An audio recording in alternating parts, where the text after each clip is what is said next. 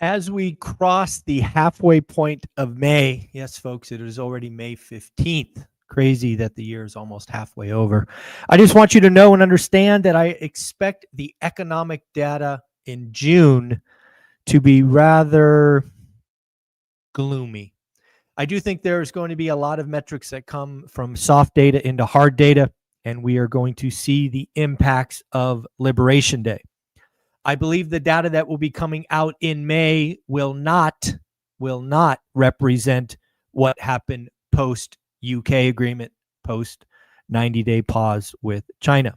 Again, I am seeing really some differences in the economy in the last 7 to 10 days. In fact, folks, if you go back and review the comments from yesterday in the daily financial news, you will see a lot of the country really saw a noticeable uptick in demand in the real estate industry. We were essentially dormant for a month, and then we saw the uncertainty veil rise at least a little bit.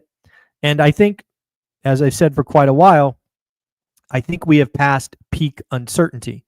That said, the data that is going to come out in June will not show that. That is just the problem with hard data being 30 days old.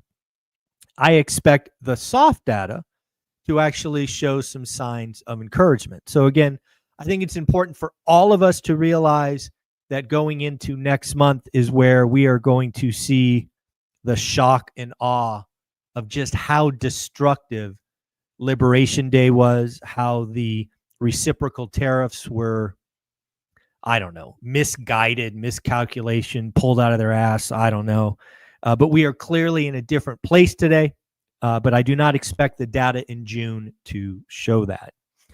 Something else I want to do is I want to give out our sponsor a shout out, Steadily Insurance. Landlord Insurance once again came through for me. I sent them a fourplex that we own that is coming up for renewal in a month. And they did several things for me. First, apples to apples, they were cheaper and provided better coverage, several $100s cheaper. However, because Steadily is landlord insurance, they actually offer more deductible options. So as someone who is comfortable having a larger deductible, I was able to raise my deductible significantly and now save $1,000.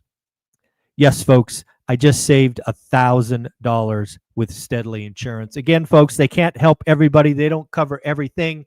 But frankly, you would be a fool not to go to Steadily Insurance and just see if it's better insurance, can save your money. And if you are in a position to have higher deductibles, they will allow that. My previous insurance on this fourplex did not allow for higher deductibles. So again, Steadily Insurance came through for me. Maybe they can come through for you. You'll see a link in the description below if you want to get started. If you are brand new to this and you don't own anything yet, that's okay. I would still use Steadily to get a quote on insurance to make sure I am factoring in my buy box correctly. Read some articles out of The Real Deal that are interesting. Did you know that single-family rental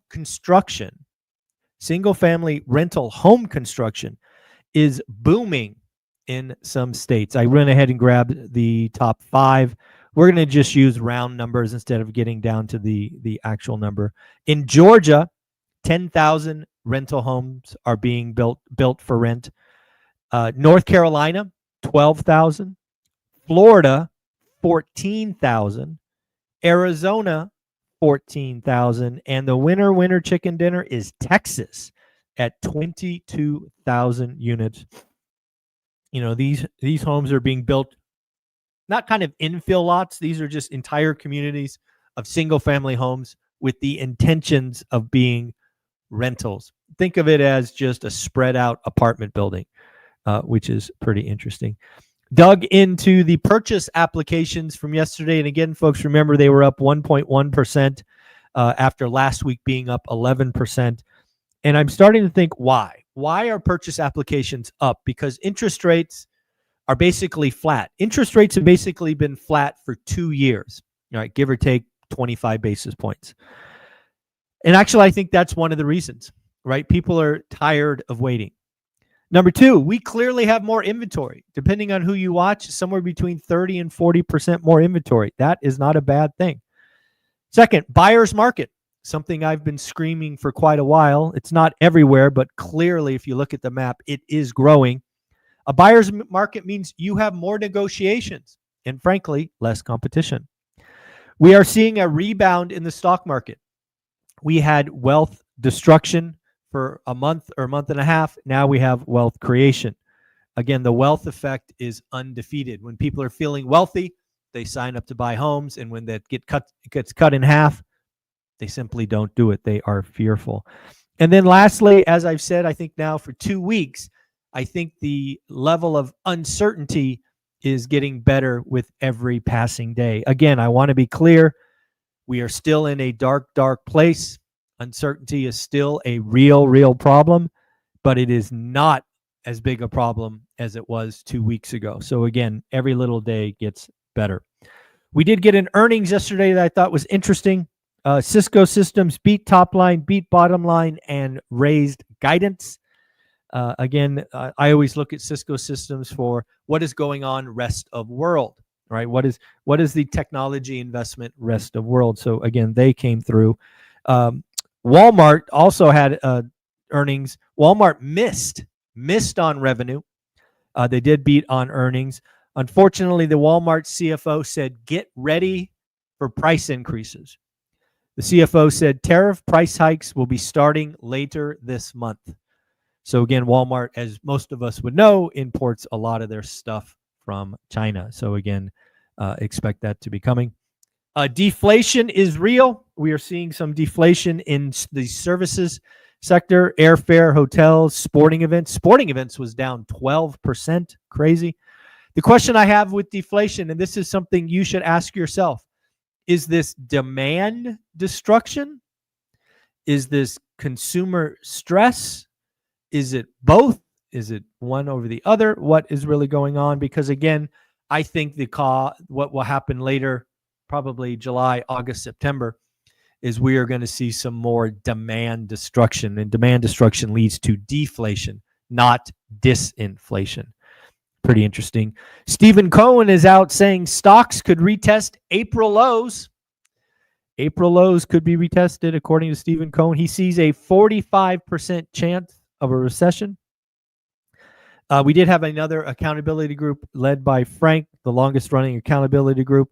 They talked about Millennial Mike versus anti-landlords. Apparently there was an 8-on-1 debate that Millennial Mike crushed. Talked about short-term rentals, pros and cons. Talked about analyzing off-market deals. Let's not forget to thank 2 people that joined school yesterday, Stephen and Jonathan. Thank you for joining.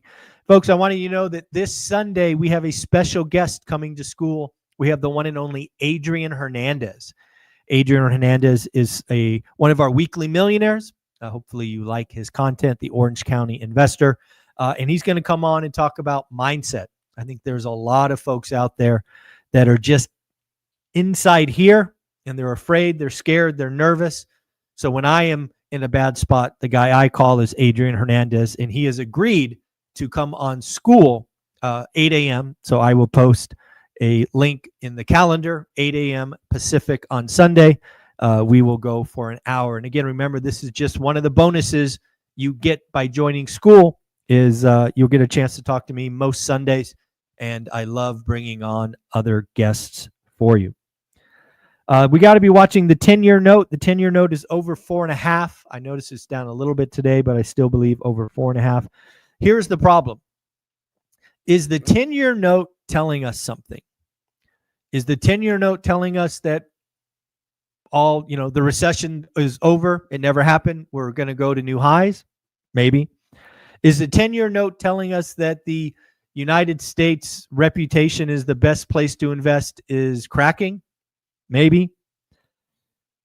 These are important things. And again, remember, the Trump administration has been very clear. One of the things they want to see is a lower 10-year note because they have been handed a basket of poop that they have to refi something like $9 trillion in the next 6 months. Also, higher rates are obviously impacting the real estate market. Folks, I don't know if you follow me on X or Twitter, or maybe you follow me on Instagram, but I posted a picture out of the Hume Body Systems that shows my body fat has gone from 34.8% to 15.1%. Yes, I am serious about trying to get sub 10%. That is the hard thing. And just wanted to let you all know where we are at currently. We're currently at just over 15% body fat. And again, we started at almost 35%. So it has been a fun 4.5 months or so. We did get some economic data that was interesting. Unemployment claims still holding in the 220s. It came in at 229,000. Continuous claims came in a little better than expected, 1.88 million, expected 1.89. Retail sales was expected to be flat or zero, came in at 0.1. Core retail sales, think X transportation, was 0.1, expected 0.3, so a little bit weaker than expected. We did get our second of 3 inflation readings. PPI headline came in at 2.4, was expected to be 2.5. However, what is most interesting to me is month on month, folks, buckle up, negative 0.5%. Folks, that is deflation, not disinflation, deflation. Core came in at 3.1 as expected, 3.1. It too was deflationary, coming in at negative 0.4. Last thing to talk about is we are now seeing some people make some moves as the uncertainty unwinds. This is just one of those signs that I think the uncertainty window is rising. Dick's Sporting Goods has agreed to buy Foot Locker for $2.4 billion. $2.4 billion. Again, folks, people don't make billion-dollar commitments when they're uncertain. They make these kind of commitments when they are certain. So, folks, hope you enjoyed that. Again, folks, please join school. We are almost to 400 people. We've got 6 accountability groups, thousands of dollars in free education. But the best thing about school is the almost 400 members. Come find your tribe. Come find your people. Get around them. Interact with them in the forums. And, of course, I will do my best to answer any and all questions on Sundays. And, of course, bring you special guests like Adrian Hernandez. Thank you, everyone. Have a wonderful day. Later.